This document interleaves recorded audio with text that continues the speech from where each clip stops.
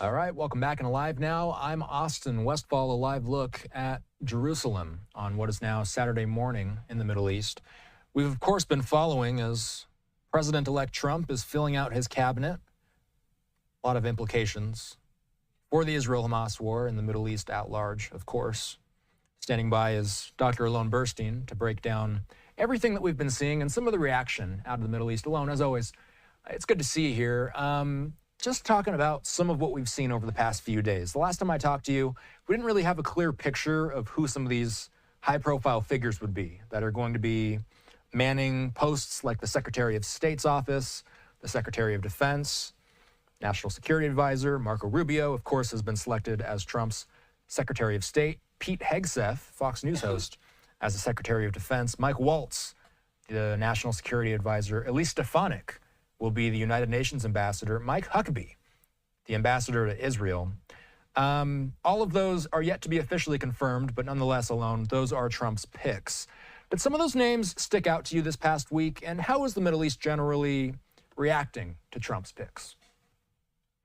So it's good to see you, Austin. Obviously, everyone's waiting to see, right, what actually is going to happen in terms of are the appointments actually approved and what is going to be their policies.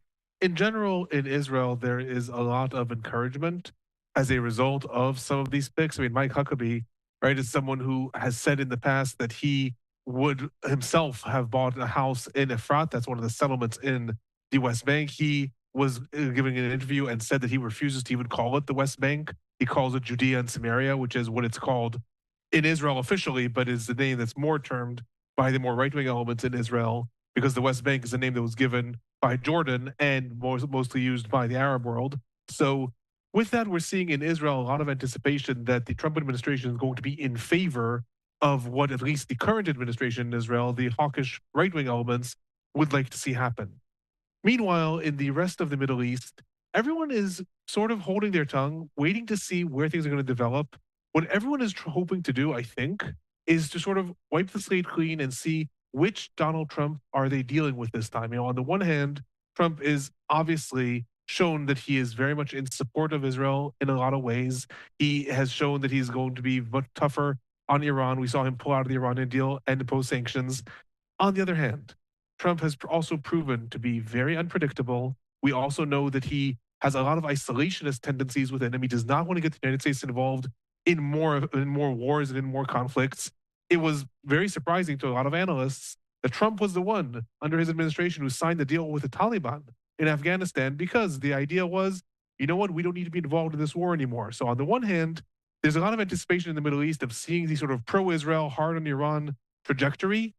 On the other hand, everyone's also aware, but if the administration is convinced that it actually is in the U.S. interests, or that the U.S. can be less involved in taking a different turn, then maybe the table will be turned in a different way. So everyone's waiting to see what's going to happen. One more thing I'll say is it was very interesting to see last week on Wednesday, because it was Wednesday morning in the Middle East when the elections were called, we saw a very interesting, almost comical event of both Israel's prime minister's office and the chair of the Palestinian Authority, Mahmoud Abbas's office, both issuing statements stating our man was one of the first to call Trump to congratulate him.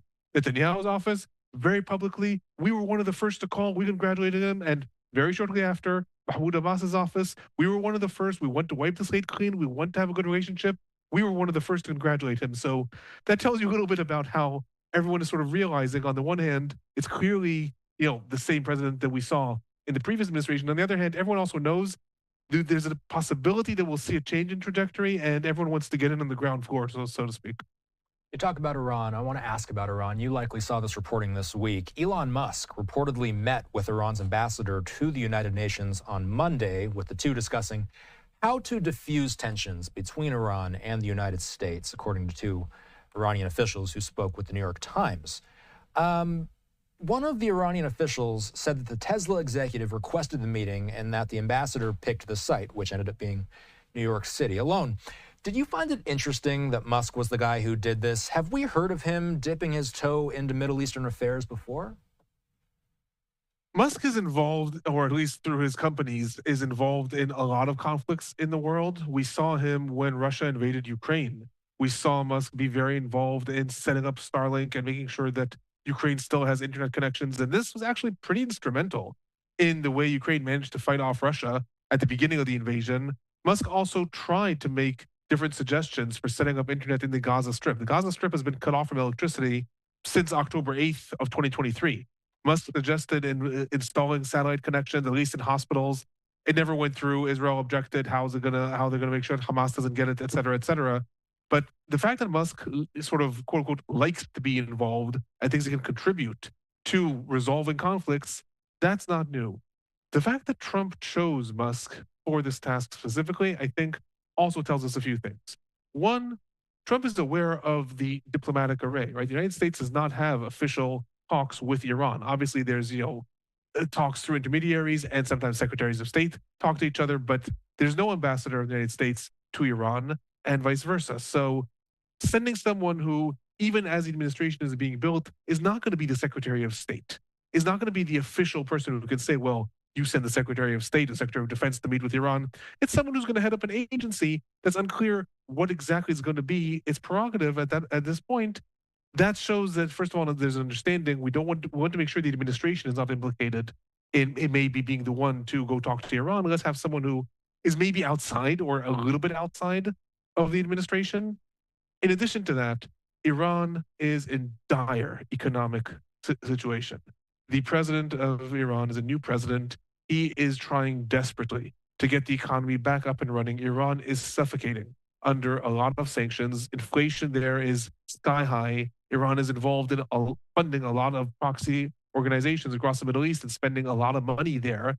It's trying to develop more economic ties with Russia, but I don't think that it's a coincidence that Trump, who always has a vision of let's get people to understand that there's a good economic deal here, would have coincidentally sent the richest man in the world be the one to go talk to Iran and say, maybe we can start over, or maybe we can do something that will be beneficial to you also from an economic standpoint. I think that that's the message that's being sent with specifically sending Musk to this negotiation. The Jerusalem Post says the Palestinian Islamic Jihad terrorist group released another video on Friday of Russian-Israeli hostage Alexander Trufanov, who has remained in captivity since the October 7th attack. You and I talked about this offline alone. The Post says that this comes 2 days after a previous video of Trufanov was released. It is also the fourth such video of him alone. Why might they be releasing hostage videos as of late?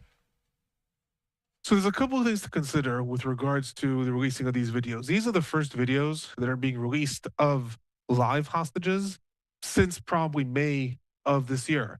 There were videos that were released in September, but they were of the hostages that were executed. After they were executed, Hamas released videos of them that had been taken previously. Trupanov seemingly is still alive. In both of his videos that were released now, he mentions things that have happened in the last several weeks. He mentions the IDF invasion of Lebanon.